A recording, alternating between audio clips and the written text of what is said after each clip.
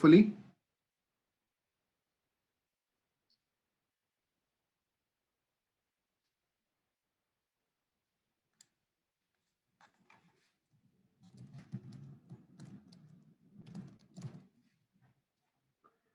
Okay, जबरदस्त। ठीक है जी, तो स्टार्ट करते हैं, दोबारा सेशन को रिज्यूम करते हैं।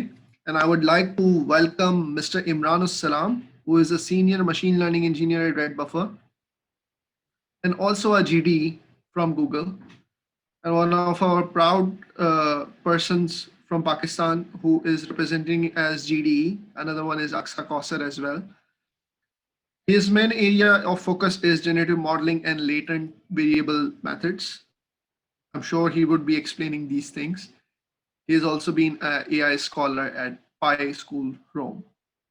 So today, Imran जो है वो ये बताने वाले हैं कि डेटा साइंस के डिफरेंट प्रॉब्लम्स क्या होते हैं एंड किस तरह से आप डिफरेंट प्रॉब्लम्स जैसे रिग्रेशन है, क्लासिफिकेशन है, रिकमेंडेशन है, क्लस्टरिंग है, ऑडियो सिंथेसिस है, कंप्यूटर विजन है या स्पीच सिंथेसिस है, इन सबको किस तरह से आप क्लासिफाई करते हैं। तो पहले आपको ये प्रॉब्लम आइडेंटिफाई करना बताएंगे कि किस रिग्रेशन का प्रॉब्लम एक्चुअली होता क्या है and how is it different from classification, और फिर आपको डिफरेंट वेरियस एग्जांपल्स भी बताएंगे ताकि आपकी अंडरस्टैंडिंग बने कि डेटा साइंस के प्रॉब्लम्स को अप्रोच करने से पहले आपको पता होना चाहिए कि किस एरिया का प्रॉब्लम है। Once you have qualified a business, got a qualified business problem, तो आपको आगे क्लासिफाई करना है कि ये एमएल की क्लास साइड से कौन सा क्वालिफाइड कौन सा क्वालिफाइड एमएल प्रॉब्लम है ये। ठीक है, I once again welcome Imran Salam to the stage, and I'm stop sharing. Imran, can you please speak with us? And hello everyone. जी, आपकी आवाज आ रही है, आप क्या स्क्रीन शेयर कर सकते हैं? Sure. Thanks for the introduction, Mason. And hello everyone. So I guess I should start now. Okay, let me share my screen and share my presentation as well. जी, आपकी स्क्रीन नजर आ रही है। Great. Okay. All right. So my talk today will be on various data science ML problems. It's one of the subtopics of the more general approaching data science problems. Let's go. Okay, so again, thanks for the introduction, Mason. I think you've covered it all. Senior machine learning engineer at Buffer, Google developer expert in machine learning, and an AI scholar at Pi School. All right, so let's just get right on to it. Machine learning since क्योंकि मेरा topic आज data science के अंदर particularly machine learning के ऊपर है, तो मैं थोड़ा सा ना क्लासीफाई इस तरह करूँगा कि मैं एज अ ट्री बेस आपको समझाऊंगा कि किस तरह मशीन लर्निंग जो है डिवाइड होती है मुख्तलिफ में सब पार्ट्स में। ठीक है, तो इनिशियली हमारे पास स्टार्ट में सुपरवाइज मशीन लर्निंग है और अनसुपरवाइज मशीन लर्निंग है, और सुपरवाइज मशीन लर्निंग के आगे दो पार्ट्स हैं, क्लासिफिकेशन, रिग्रेशन, अनसुपरवाइज के क्लस्टरिंग और data generation, right? And there is another one called reinforcement learning, but we are not going to get that today. Anyways, so and if you guys are familiar with it, with the song "Welcome to the Jungle," even though it's just free, but let's just call it that. Okay, so let's just dive into supervised learning. What is supervised learning, right? Okay, now imagine you have set of examples or a set of rows or set of data points, and for each data point you are given a particular label or a particular output, right? So for example, in this scenario, you have a training data of images, and these images are of apples and cupcakes, right? And for each particular example, you are given the output of that particular uh, uh, data point, right? So for example, if you have an image of an apple, you will also have an index on that particular row that will say it is an apple or it is a cupcake, right? Uh, and our machine learning model will try to learn uh, uh, this particular uh, model, this particular method, right? So basically, the point of machine learning is function approximation, right? And we're going to approximate this function of converting this. Sorry Imran, आपकी आवाज थोड़ी सी distort हो रही है, आप please WhatsApp देख लेते हैं. मैं एक मिनट देखता हूँ. Alright, I got it. Thanks. अच्छा, ठीक है. जिस तरह मैं कहता है कि हमारे पास एग्जांपल्स होती हैं, डेटा पॉइंट्स होते हैं, ठीक है. हर डेटा पॉइंट के ऊपर हमारे पास एक पर्टिकुलर क्लास गिवन होती है, एक पर्टिकुलर पॉइंट गिवन होता है, एक पर्टिकुलर आउटपुट गिवन होती है, जो आउटपुट हमने प्रोड्यूस करनी होती है. तो हमारा मशीन लर्निंग मॉडल जो है वो बेसिकली ये लर्न करने की कोशिश कर रहा होता है कि इस डेटा पॉइंट से हम इस पर्टिकुलर आउटपुट तक किस तरह हम जा सकते हैं. यानी बेसिकली हमने एक फंक्शन को अप्रॉक्सीमेट करना है, जो फंक्शन इनपुट लेगा हमारे पास ट्रेनिंग डेटा पॉइंट या कोई भी डेटा पॉइंट, और आउटपुट देगा मेरे पास एक पर्टिकुलर आउटपुट. उस आउटपुट को फिर हम अपनी एक्चुअल आउटपुट से कंपेयर करेंगे और हम अपने मशीन लर्निंग मॉडल को ऑप्टिमाइज करेंगे. ठीक, ये होगी हमारे पास सुपरवाइज्ड लर्निंग. फिर आती है हमारे पास अनसुपरवाइज्ड लर्निंग. अनसुपरवाइज्ड लर्निंग में हमारे पास सब कुछ वैसे होता है, सिर्फ एक चीज हमारे पास गिवन नहीं होती कि हमारे पास आउटपुट गिवन नहीं होती. हमारे पास जो ट्रेनिंग डेटा होता है उसमें हमें ये नहीं बताया होता कि ये आया ये एप्पल है या ये कपकेक है. सिर्फ हमें डेटा पॉइंट्स गिवन होते हैं. For example, in this particular scenario हमारे पास बर्ड्स हैं, फिश है, और बेसिकली मुख्तलिफ टाइप की फिश हैं, मुख्तलिफ टाइप की बर्ड्स हैं. लेकिन हमें ये नहीं बताया गया कि इन ट्रेनिंग डेटा सेट के ये बर्ड है या ये फिश है. ठीक है. तो अनसुपरवाइज्ड लर्निंग क्या करता है? अनसुपरवाइज्ड लर्निंग बेसिकली ये करेगा कि आपको आपके फीचर पॉइंट से को लेके आपको इन दोनों को अलग करने की कोशिश करेगा. जैसे कि आप आउटपुट में देख सकते हैं, हमारे पास दो तरह के क्लस्टर्स बन गए हैं. एक में हमारे पास सिर्फ फिश टाइप जो डेटा पॉइंट्स आ रहे हैं, और दूसरी में हमारे पास बर्ड टाइप डेटा पॉइंट्स आ रहे हैं. और ये होता है डिस्टेंस की बेस पे हम लोग ये मैट्रिक्स बनाते हैं. अब इसमें एक चीज़ नोट कीजिएगा कि हमारे पास जो दो क्लस्टर्स बने हैं, एक में फिश है, एक में बर्ड्स हैं. इसमें मसला ये कि हमारे पास ये नहीं गिवन, हमें ये नहीं पता कि ये फिश है या बर्ड है. हमने उनको अलग अलग तो कर दिया, लेकिन हमने उनको नाम नहीं दिया कि ये फिश है या बर्ड है. उसकी वजह ये क्योंकि हमारे पास ट्रेनिंग डेटा सेट में कोई ऐसी चीज़ थी नहीं जिससे हम इसको आइडेंटिफाई कर सकें कि either it is a fish और it is a bird. Although हमने ये फिगर आउट कर लिया कि फिश और बर्ड अलग अलग. ठीक है.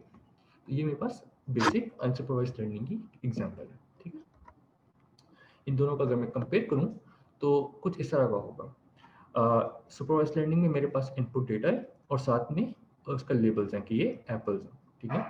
और प्रिडिक्शन के टाइम भी जो मैंने इनपुट डेटा लिया उसको मैंने क्लासिफाई कर दिया कि ये एप्पल है. अनसुपरवाइज्ड लर्निंग में मेरे पास एप्पल्स थे, बनानास थे और ऑरेंजेस थे. ऑल्दो उनको मैंने अलग अलग कर लिया, उनको मैंने बाउंड्रीज उन पे लगा ली. मेरे मॉडल ने सीख लिया कि वो अलग अलग चीज़ें हैं, लेकिन मैं उनको ये नहीं बता सका कि ये एप्पल था, ऑरेंज था या बनाना था. स्टिल मैंने उनको अलग कर दिया. ठीक है. इसलिए नहीं बता सका क्योंकि मेरे पास ट्रेनिंग डेटा सेट में कोई लेबल नहीं था. अच्छा, अगर हम दोबारा अपने ट्री पे जाएं तो हम देखते हैं सुपरवाइज्ड लर्निंग की दो पर्टिकुलर टाइप्स हैं. एक है क्लासिफिकेशन और दूसरी है रिग्रेशन. हम लोग देखते हैं क्लासिफिकेशन में और रिग्रेशन में क्या फर्क है. ठीक है. अच्छा, क्लासिफिकेशन पे सबसे पहले हम आते हैं. Classification basically is a type of supervised learning जिसमें हमारी जो आउटपुट होगी वो एक डिस्क्रीट वेरिएबल होगा और लिमिटेड सेट ऑफ आउटकम्स होंगी। जितने हमारे पास ट्रेनिंग डेटा सेट में यूनिक हमारे पास आउटपुट लेबल्स थे, उतनी ही हमारी नंबर ऑफ क्लासेस होंगी। फॉर एग्जाम्पल, ये जो आपके सामने एग्जाम्पल नजर आ रही है, इसमें मेरे पास एक क्लासिफायर है, सुपरवाइज्ड मशीन लर्निंग एल्गोरिथम है। Classifier could be any particular classifier. इसका काम ये है कि इसने दो चीज़ों में आपके इनपुट डेटा पॉइंट्स को क्लासिफाई करना है। आइदर वो स्पैम है और it's not a spam, right. तो एक मेरे पास आउटपुट किस तरह की है? आउटपुट मेरे पास ये है कि स्पैम और not spam, which is a discrete and is a limited set of numbers or a limited set of classes, ठीक है? Either spam or not spam. Even in this particular example, supervised learning की इसमें हमारे पास दो particular classes हैं, apples and cupcakes, again discrete and limited, right? सही। और particularly इस एग्जांपल को हम देखें तो ये काफ़ी फेमस एग्जांपल है, जिसमें आप क्लासिफाई करते हो, नेचुरल टेक्स्ट लेते हो, नेचुरल लैंग्वेज टेक्स्ट लेते हो, आप क्लासिफाई करते हो अपने किसी भी मशीन लर्निंग मॉडल से कि either it is a spam email और it is not a spam email, right. Even though it's not part of our particular topic, लेकिन एक चीज़ में इधर आपको ये चीज़ कंफर्म कर दूं कि it's it might seem like a very trivial problem, लेकिन इसमें एक चीज़ आपको काफ़ी अगर आप इस तरह का काम करें तो एक चीज़ आपके दिमाग में काफ़ी इम्पोर्टेंट होनी चाहिए कि कुछ केसेस में हमारे पास जो इवैल्यूएशन मैट्रिक्स होते हैं, कुछ केसेस में हमारे पास इवैल्यूएशन मैट्रिक्स में फॉल्स पॉजिटिव्स हमारे लिए बहुत खतरनाक होते हैं, कुछ केसेस में हमारे लिए फॉल्स नेगेटिव्स बहुत खतरनाक होते हैं। इस पर्टिकुलर एग्जांपल में हम देखेंगे हमारे पास फॉल्स पॉजिटिव्स जो हैं बहुत बहुत खतरनाक है, ठीक है। फॉल्स पॉजिटिव क्या होता है? फॉल्स पॉजिटिव ये होता है कि आपने गलती से किसी चीज़ को पॉजिटिव क्लासिफाई कर दिया, यानी आपने गलती से किसी ईमेल को स्पैम कर दिया, ठीक है। कोई इंपॉर्टेंट ईमेल थी, उसको स्पैम कर दिया, तो ये आपके लिए बहुत खतरनाक है। बजाय इसके कि आपने एक स्पैम ईमेल थी, उसको स्पैम क्लासिफाई नहीं किया तो खैर है, लेकिन अगर एक सही ईमेल को, जो कि इंपॉर्टेंट ईमेल थी, उसको स्पैम क्लासिफाई कर दिया तो you might never and up reading that email, right. इसी कुछ केसेस में आपके लिए फॉल्स नेगेटिव्स बहुत खतरनाक होते हैं। फॉर एग्जांपल कैंसर डिटेक्शन में अगर आपने गलती से नेगेटिव क्लासिफाई कर दिया और कैंसर था, it's also very dangerous, right. So इन चीज़ों का आपको क्लासिफिकेशन में खासतौर पे ख्याल रखना पड़ता है। या जब आप इवैल्यूएशन मैट्रिक्स को देखेंगे तो आपको इस चीज़ का अंदाजा होगा कि ये चीज़ काफ़ी मैटर करती है हमारे लिए। अगली टाइप पे हम आते हैं जिसको हम कहते हैं रिग्रेशन, ठीक है। सुपरवाइज्ड लर्निंग की एक अलग टाइप है रिग्रेशन। रिग्रेशन में हमारे पास जो आउटपुट वेरिएबल होता है वो कंटिन्यूस होता है और उसकी कोई लिमिट्स नहीं होती। It ranges from negative infinity to positive infinity, although in natural cases और in real world cases that almost never happens, but it is a continuous variable, right. इसको इसकी अगर हम एग्जांपल लें तो इसकी एग्जांपल हम इस तरह लेते हैं कि एक अगेन काफ़ी फेमस मशीन लर्निंग प्रॉब्लम है, which is house price prediction, right. Particular इसका डेटा सेट को कहते हैं Boston housing prices, I think something like that. अच्छा, इसमें हमारे पास गिवन क्या होता है? इसमें हमारे पास गिवन कुछ डेटा पॉइंट्स होते हैं। उन डेटा पॉइंट्स के ऊपर हमने उन डेटा पॉइंट्स में हमारे पास कुछ फीचर्स होते हैं कि for example number of bedrooms, area of residency, number of bathrooms, the area of lawn, area of house, area of each bedroom. तो हमारे पास इन फीचर्स को हम यूज़ करके हम लोग ये प्रिडिक्ट करते हैं कि इस पर्टिकुलर घर की प्राइस क्या होगी, ठीक है। तो फॉर एग्जांपल इस पर्टिकुलर एग्जांपल में अगर आप देखें जो स्मॉल एरिया ऑफ हाउस है उसकी जो प्राइस है रिलेटिवली लोअर है, जो कि बड़ा घर है और उसका बड़ा लॉन है।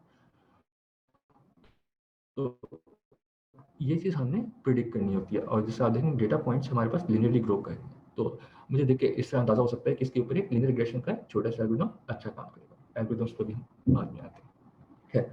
और इनको इवैल्यूएट करने के लिए रिग्रेशन प्रॉब्लम्स को हमारे पास एरर की टर्म्स होती हैं। मीन एब्सोल्यूट एरर्स को हम यूज़ कर सकते हैं, मीन रिलेटिव एरर्स यूज़ कर सकते हैं, mean squared errors, even though इतना इंट्यूटिव नहीं होता लेकिन आप मीन स्क्वायर्ड एरर्स भी यूज़ कर सकते हैं। तो आपके पास काफ़ी मुख्तलिफ एरर टाइप्स हैं जिनको आप यूज़ करके इनको इवैल्यूएट कर सकते हैं कि आपका मॉडल कितना बेहतर चल रहा है, ठीक है। अगेन हम इन दोनों को आपस में जब कंपेयर करें तो हमारे पास कुछ इस तरह का ग्राफ, इस तरह का प्लॉट बनता है, ठीक है। क्लासिफिकेशन में अगर आप देखें, जो ब्लू डॉट्स हैं वो मेरे पास रिलेटिवली ज़्यादा हैं उसके नीचे, मेरे बाउंड्री के, जो मैंने बाउंड्री प्लॉट की है उसके नीचे। तो मेरे जो क्लासिफिकेशन मॉडल ने ये जो बाउंड्री प्लॉट की है, इससे हमें अंदाज़ा हो गया कि हमारा जो क्लासिफिकेशन मॉडल है वो थोड़ा वो कुछ हद तक बेहतर काम कर रहा है। उसकी वजह ये है कि ग्रीन जो डॉट्स हैं उसने क्लासीफाई किए कि बाउंड्री के उस तरफ है, और जो मेरे पास ब्लू डॉट्स हैं वो मेरे पास बाउंड्री के नीचे की तरफ है। जबकि रिग्रेशन में हम ये देखेंगे कि हम कोई पर्टिकुलर लाइन या कोई पर्टिकुलर प्लेन ड्रॉ करेंगे, ठीक है। उस पर्टिकुलर प्लेन को यूज़ करके हम ये आइडेंटिफाई करेंगे कि इस पर्टिकुलर पॉइंट का जो कि हमारे पास इनपुट में आया है, इसका इसका वाई एक्सिस में क्या प्लॉट बनता है। और देन अगेन ये क्योंकि हमारे पास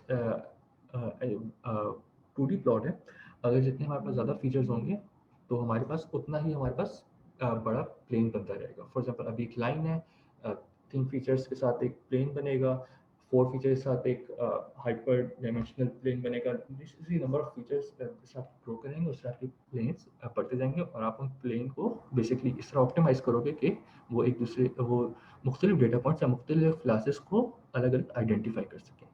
same is the case with regression, लेकिन रिग्रेशन में हम सिर्फ एक पॉइंट को आइडेंटिफाई करेंगे कि क्या पॉइंट की वैल्यू हमारे पास है, ठीक है। वापस हम आते हैं सुपरवाइज्ड लर्निंग पे, और अनसुपरवाइज्ड लर्निंग पे, सॉरी। अनसुपरवाइज्ड लर्निंग के हमारे पास 2 एग्जांपल्स हैं, क्लस्टरिंग और डेटा जनरेशन। क्लस्टरिंग के ऊपर हम आ जाते हैं, सही। अच्छा, क्लस्टरिंग में अगेन अनसुपरवाइज्ड लर्निंग में क्योंकि हमारे पास लेबल नहीं होते, हमारे पास आउटपुट वेरिएबल्स नहीं होते, तो हम कुछ पर्टिकुलर फीचर्स की बेसिस पे हम अपने मॉडल को कहते हैं कि इन डेटा पॉइंट्स को आपने क्लस्टर करना है, इनको आपने अलग करना है, ठीक है। तो अगर हम इस एग्जांपल को देखें, हमारे पास एक बास्केट है, उस बास्केट के अंदर हमारे पास मल्टीपल ऑब्जेक्ट्स हैं।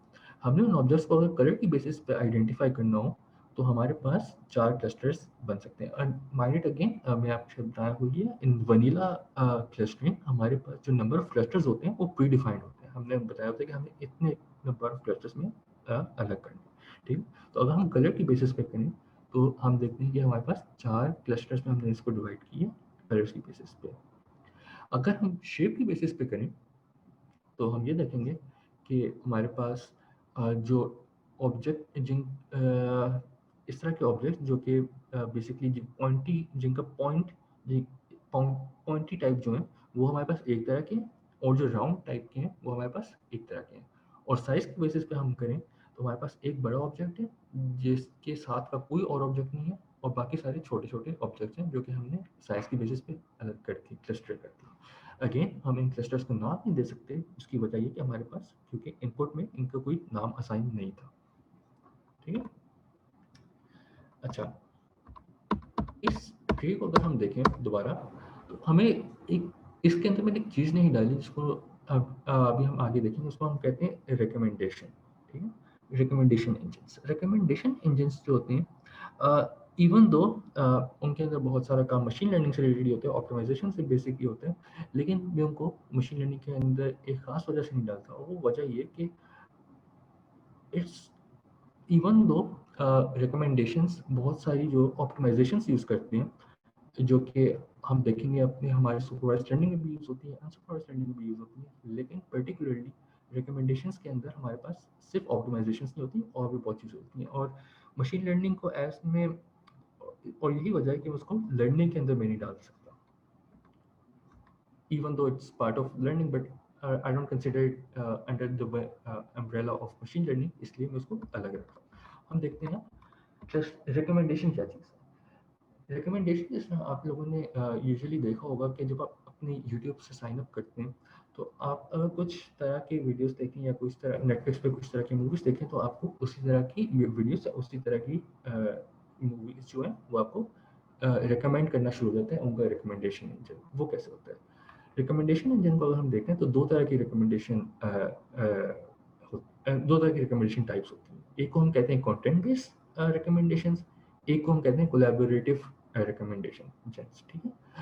लेफ्ट साइड पे अगर मैं देखूँ तो उसको मैं कहूँगा कंटेंट बेस्ड रिकमेंडेशन। इसमें होता ये कि आप कोई चीज़ देखते हैं, आपने फॉर एग्जांपल कुकिंग शोज़ आपने अपने यूट्यूब पे बहुत ज़्यादा देखे, तो जो रिकमेंडेशन इंजन होगा वो बेसिकली क्या करेगा कि उस पर्टिकुलर टाइप के जितने भी कुकिंग शोज़ होंगे या कुछ कुकिंग वीडियोज़ होंगी वो आपको रिकमेंड कर देगा, ठीक है।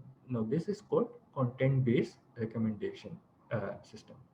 आपको आपके कंटेंट की बेसिस पे आपको चीज़ें रिकमेंड कर रहा है। जबकि जो दूसरी टाइप ऑफ रिकमेंडेशन है which is more intuitive and more natural, उसमें ये होता है कोलैबोरेटिव रिकमेंडेशन सिस्टम। उसमें ये होता है कि आप कोई मूवी देखते हैं या कोई वीडियो देखते हैं और फॉर एग्जांपल कोई दो मेरे पास यूज़र हैं, एक यूज़र एक्स है, एक यूज़र वाई है। यूज़र एक्स भी कोई मूवीज़ प्रेफर करता है और यूज़र वाई भी कोई मूवीज़ प्रेफर करता है। अगर उन दोनों का टेस्ट सिमिलर है, अब वो हम देख लेंगे कि टेस्ट किसका सिमिलर है। अगर उन दोनों का टेस्ट सिमिलर है तो क्या करेगा, वो जो मूवीज़ वाई ने देखी होंगी वो एक्स को रेफर होंगी, वो एक्स को रिकमेंड होंगी, और जो एक्स ने देखी होंगी वाई को रिकमेंड होंगी। तो हम तो बेसिकली ये होता है कि यूजर्स आपस में कोलैबोरेट कर रहे होते हैं एक दूसरे को रिकमेंड करने के लिए कि कौन सी चीज़ उनको सूट करती है, ठीक है। और रिकमेंडेशंस जो हैं ये सिर्फ मूवीज़ या वीडियोस या ऑनलाइन नहीं यूज़ होती। इनफैक्ट ये आपके सुपर स्टोर्स वगैरह में, जो कि ऑटोमेटेड सुपर स्टोर्स होते हैं, ये वहाँ भी इस चीज़ को यूज़ किया जाता है, ठीक है। इससे पहले कि हम डीप डाइव करें इसके अंदर मोर सब टॉपिक्स ऑफ मशीन लर्निंग के अंदर, जो कि उनकी सब फील्ड्स हैं मशीन लर्निंग की। निशा मुझे बताएं, मैं अभी क्वेश्चन दे सकता हूँ या एंड पे मैं क्वेश्चन लूंगा? एंड में क्वेश्चन ले लेंगे, चलिए, लेकिन अगर आप चाहते हैं तो बीच में कोई क्वेश्चन अगर रिसीव करना चाहते हैं स्पेसिफिकली ताकि आप स्लाइड को आगे बढ़ा सके तो वो भी पूछ सकते हैं। ठीक है। चैट में अगर कोई क्वेश्चन पूछना है या वैसे क्वेश्चन पूछने हैं, तो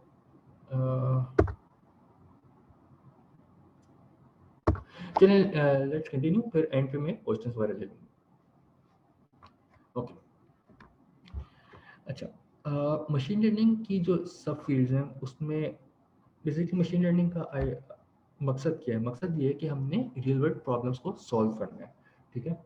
अब रियल वर्ल्ड प्रॉब्लम्स हमारे पास कंप्यूटर विजन से रिलेटेड भी हो सकती हैं, विजन रिलेटेड प्रॉब्लम्स हमारी नेचुरल लैंग्वेज से प्रॉब्लम की हो सकती है कि हमें नेचुरल लैंग्वेज को आइडेंटिफाई करने के जो मैं बोल रहा हूँ वो, अगर फॉर एग्जाम्पल उर्दू में बोल रहा हूँ, किसी को उर्दू नहीं आती है, उसको फॉर एग्जाम्पल इंग्लिश आती है या उसको पश्तो आती है, कोई ऐसी लैंग्वेज जो कि मुझे नहीं आती, तो नेचुरल लैंग्वेज का काम ये होगा कि उसको मेरी जो मैं बोल रहा हूँ उसको सिंथेसाइज कर दे, जो मैं लिख रहा हूँ उसको सिंथेसाइज कर दे उसमें, उस लैंग्वेज में जो कि यूज़र के लिए रीडेबल है या यूज़र के लिए अंडरस्टैंडेबल है। इसी तरह स्पीच में अगर मैं कुछ बोल रहा हूँ या ऐसी चीज़ जो कि रिकग्नाइज करनी हो तो वो स्पीच में आ जाती है। ऐसी चीज़ जो कि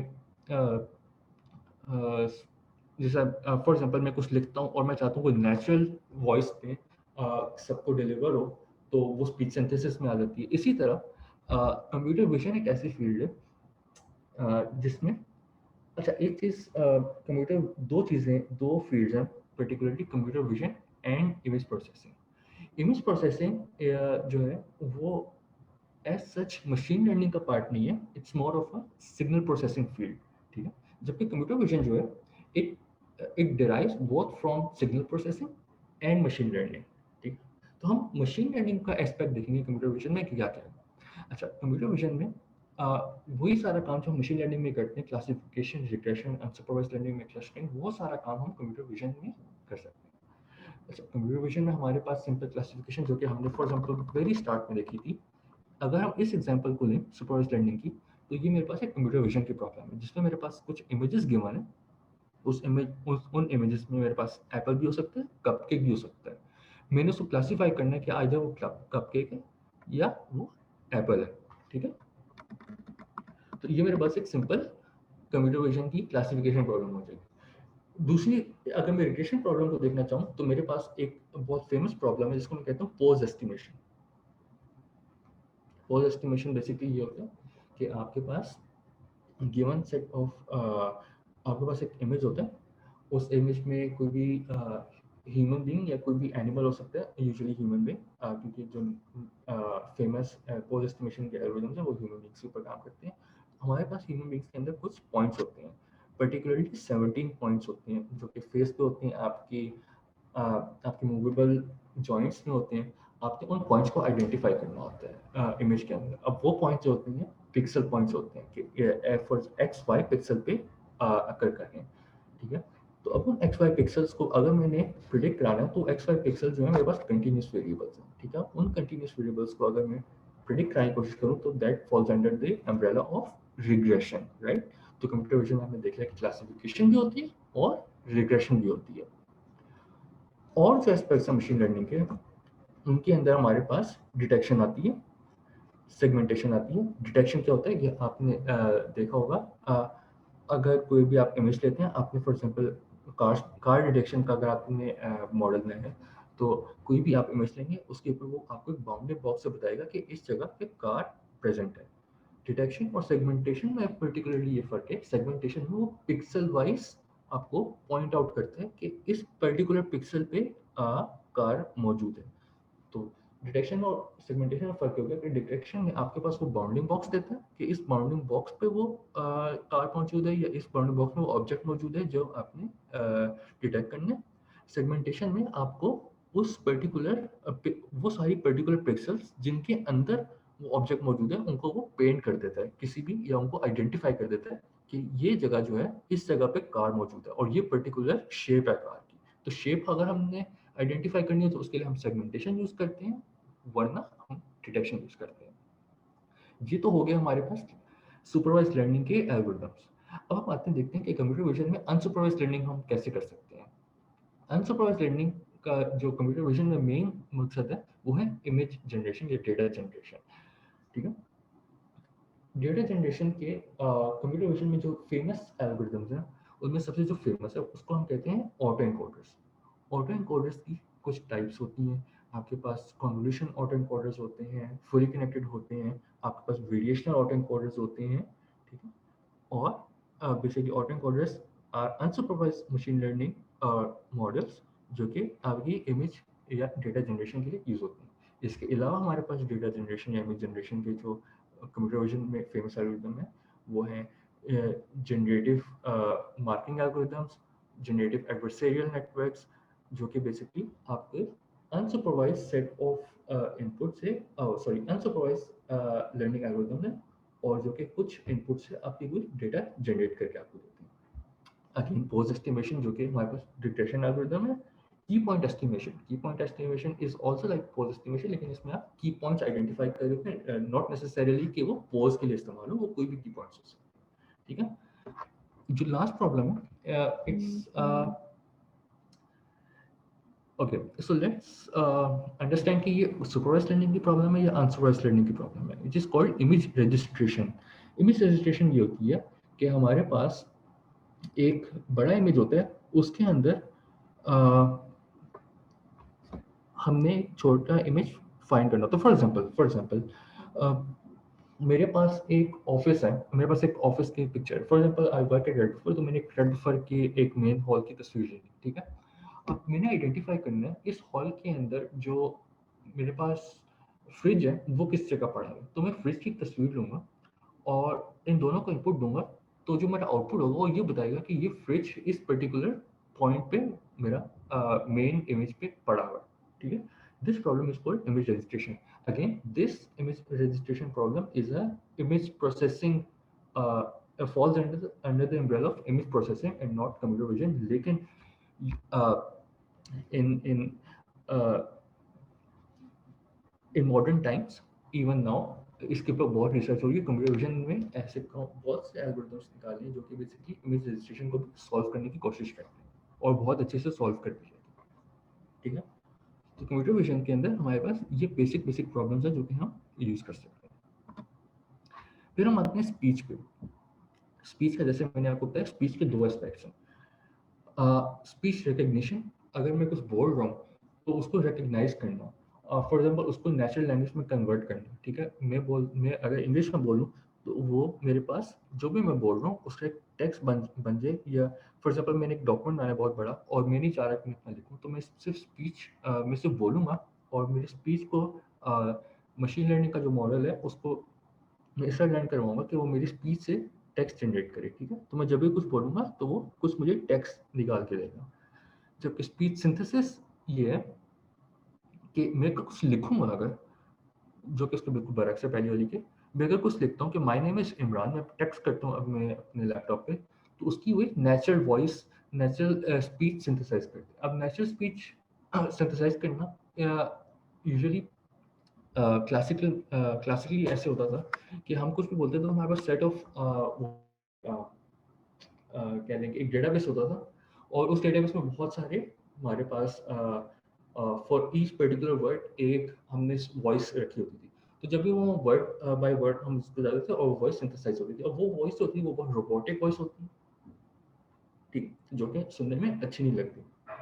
तो एक मशीन लर्निंग में खासतौर पर स्पीच सिंथेसिस के अंदर काफ़ी रिसर्च और वेव ग्लो कुछ मॉडल्स हैं जिनको हम कहते हैं वेव ग्लो मॉडल्स, वो बेसिकली ये करते हैं कि आपको स्पीच को आपको सिंथेसाइज करके देते हैं कि आप कुछ भी लिखें वो आपको नेचुरल वॉइस में, ह्यूमनली वॉइस में आपको सिंथेसाइज करके देते हैं। इसकी बहुत बड़ी एग्जांपल सिरी है हमारे पास खैर सिरी में तो और भी बहुत एस्पेक्ट्स हैं, लेकिन हमारे पास गूगल की एक ऐसी सर्विस है जो कि बेसिकली आपको स्पीच सिंथेसाइज करके देती है नेचुरली, और बहुत सारे फेमस एल्गोरिथम्स हैं जिसका मतलब है वेव ग्लो, जो कि बेसिकली ये काम करते हैं, ठीक है। I think that's about it, क्योंकि आई थिंक जो मेजर जो पार्ट्स थे मशीन लर्निंग की सब फील्ड्स के, आई थिंक वो मैंने बहुत बेसिक्स करके आपको कवर कर दिए।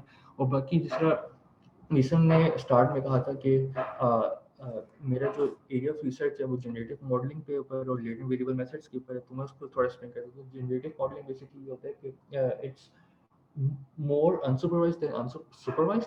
सॉरी, आपकी आवाज चली गई है। हेलो। जी, अब आ रही है। थोड़ा थोड़ा सा लाउड बोलेंगे। अच्छा, तो बेसिकली मैं बता था कि जिस तरह मिशन ने स्टार्ट में बोला था कि मेरे जो एरिया ऑफ रिसर्च है जनरेटिव मॉडलिंग और जनरेटिव वेरिएबल मेथड्स पे, पर्टिकुलरली मैं इनको थोड़ा सा एक्सप्लेन करता हूँ। जनरेटिव मॉडलिंग बेसिकली होता है कि आप again it's more unsupervised than supervised, ठीक है। और इसमें बेसिकली आपने ये करना होता है कि आपने कुछ पर्टिकुलर इनपुट से, and that input could be anything, it could be simple random vector, उससे आपने जो है कोई पर्टिकुलर चीज जनरेट करनी होती है। फॉर एग्जांपल जो गैन्स हैं उसमें आपने random set of normal distributed set of random variable से आपने